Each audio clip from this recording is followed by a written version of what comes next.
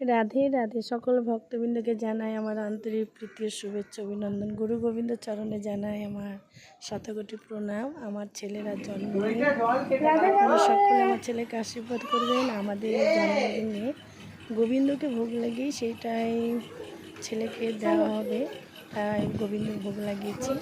আপনারা দর্শন করুন আর ছেলেকে আমরা আশীর্বাদ করুন, ওর যেন মনের ইচ্ছাগুলো পূরণ হয়।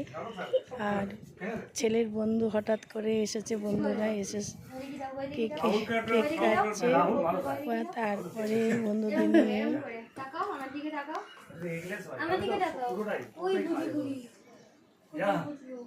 আমার তীর্থ ছেলে হ্যাপি বার্থডে হচ্ছে, দেখছে বাবার হ্যাপি বার্থডে কী জিনিস। এখন ছোট্ট তো, বড় হয়ে যাচ্ছে আস্তে আস্তে, সবই বুঝতে পারছি। চলো নম্রতা দাও।